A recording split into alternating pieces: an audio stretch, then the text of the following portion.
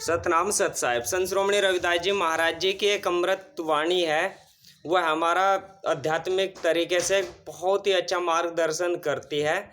भेष लियो पे भेद न जान्यो, अमृत लेई विशेषो मान्यो। तो संत श्रोमणी रविदास जी महाराज जी कह रहे हैं कि हे आडम्बरी मनुष्य जीव, तुमने भेष तो साधुओं वाला बना लिया है। यानी उन साधुओं को प्रेरित करते हैं अच्छा संकल्प लेने के लिए और आध्यात्मिक मार्ग पर चलने के लिए समझाते हैं, जिन्होंने भेष धारण कर लिया है। और अभी इस भेष धारण करने का जो एक उद्देश्य है वो है हमें मालूम नहीं है। तो कह रहे कि हे मनुष्य, तुमने भेष तो साधुओं वाला बना लिया, परंतु तुमने प्रभु के गुप्त भेद को नहीं जाना है। तुमने प्रभु के ब्रह्म ज्ञान को नहीं जाना है, बल्कि संसार रूपी जो विषय विकार हैं, जो विष हैं एक तरह से, उनको ही तुमने अमृत मान करके उसमें ही रमण कर रहे हैं।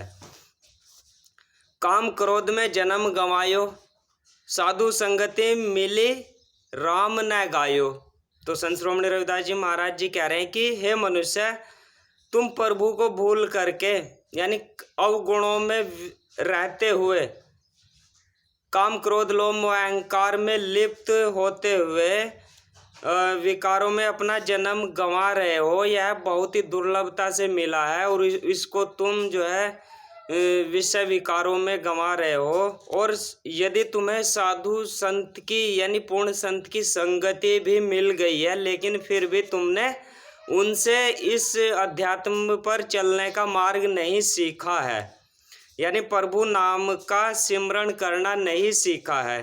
तिलक दियो पे तपनी न जाई, माला पहरी घनेरी लाई। माथे पर चंदन का तिलक लगाने से तेरे भीतर के जो विषय विकार हैं उसका जो तपन है वह तिलक लगाने से नहीं जा सकती है। जितनी चाहे घनी मालाएं पहन ले, यानी मालाएं शरीर के ऊपर चाहे कितने भी मालाएं धारण कर ले या हाथ से माला जाप कर ले, फिर भी तुम्हारे भीतर का जो भ्रम है, जो अज्ञानता है, वह सच्चे नाम जाप के बिना दूर नहीं हो सकता है।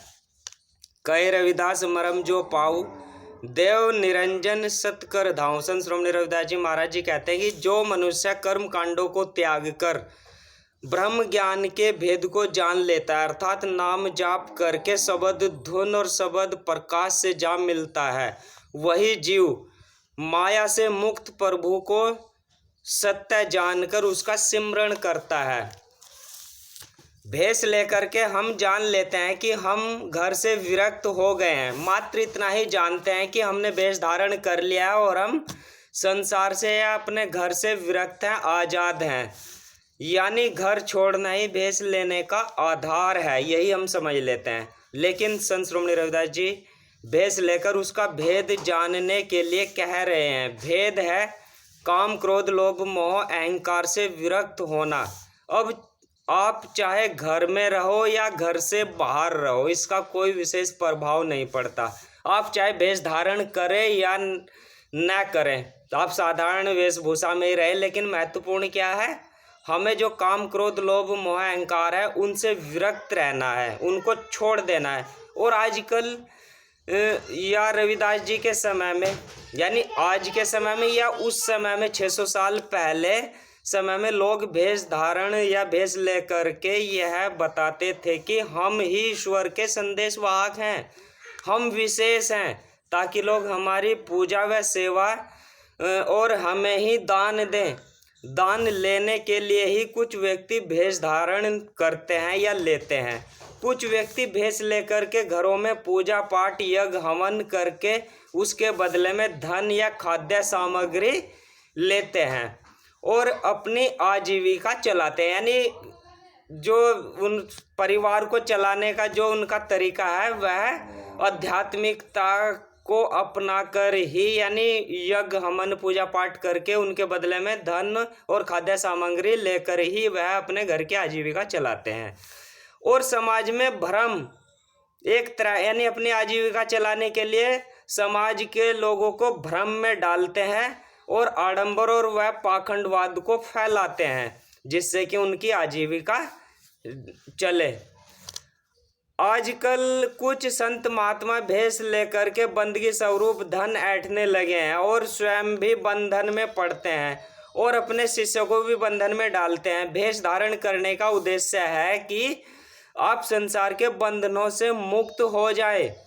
इस तरह का आभास, बंधन मुक्त होने का आभास के लिए आपको भेष दिया गया है, जिससे कि आपके मन में बार बार बराबर बना रहे कि हम भेषधारी हैं और हमने जो संकल्प लिया है काम क्रोध लोभ मोह अहंकार का, उससे विरक्त रहें। यानी उसको यह भेष हमारा बार बार ध्यान दिलाता रहे।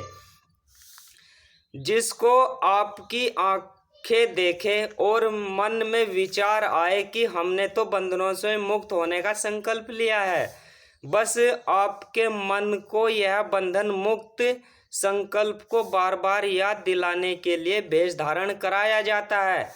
यह जरूरी नहीं है कि आप वेश धारण करके ही बंधन मुक्त हो सकते हैं। साधारण वेशभूषा या आम वेशभूषा धारण करने के साथ भी बंधन मुक्त हो सकते हैं। और बहुत से संतों के उदाहरण हैं, जैसे संत श्रोमणी रविदास जी महाराज जी थे, कबीरदास जी थे, नानक जी थे। इसके लिए सही तरीका है, यानी बंधन मुक्त होने का सही तरीका है नाम जाप। संतों की भाषा में नाम जाप कहते हैं, हिंदू धर्म में से ध्यान योग कहते हैं, बौद्ध धर्म में से ध्यान साधना कहते हैं, और इस्लाम धर्म में इससे मुक्त होने के लिए इबादत करना कहते हैं, और ईसाई धर्म में इस बंधनों से मुक्त होने के लिए मन फिराव वाली प्रार्थना कहते हैं। तो इसको करने से आप बंधन मुक्त हो सकते हैं। बंधन मुक्त होते हैं आपकी पांचों इंद्रियों के, और इन इंद्रियों के द्वारा अवगुण प्रकट होते हैं। काम क्रोध लोभ मोह अहंकार, इनसे मुक्त होना ही बंधन मुक्त होना है। यानी हमारी इंद्रियों के जो विकार हैं वह काम क्रोध लोभ मोह अहंकार है, और इनसे मुक्त होना ही आध्यात्मिकता को पाना है। आपने घर छोड़कर संन्यास धारण किया है, शादी नहीं करवाई है अर्थात, और मन में विचार काम भावना के लगातार आ रहे हैं। आपने घर छोड़ दिया है, माँ बाप भाई बहन पुत्र को छोड़ दिया है, और मोह संसारिक वस्तुओं में है, वेशभूषा में है या कपड़ों में है।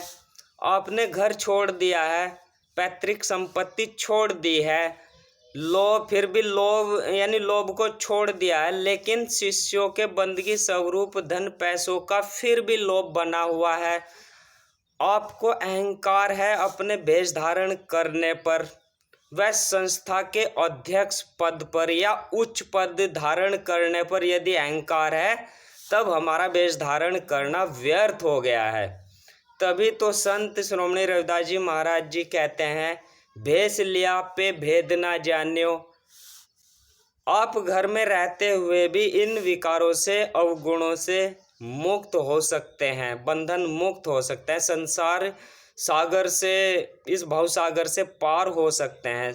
बस धारण करना है आपको संयम, क्षमा, संतोष, विवेक और विनम्रता धारण करने से आप बंधन मुक्त हो सकते हैं। और संबंध यानी आप घर में रहते हुए जो आप घर में जो संबंध है, जो भी रिश्तेदारी संबंध है, उनके प्रति आपका क्या कर्तव्य है, उन कर्तव्यों को निष्काम भाव से करते हुए, उस मालिक को समर्पित करते हुए ही आप बंधन मुक्त हो सकते हैं। तो आइए चलिए संत श्रोमणी रविदास जी महाराज जी का जो ये बहुत ही पवित्र वचन है, भेष लिया पे भेद ना जान्यो, इसको जो इसका सारांश है उसको धारण करते हैं और संसार सागर से, इस भव सागर से पार होते हैं। संत श्रोमणी रविदास जी महाराज जी की जय।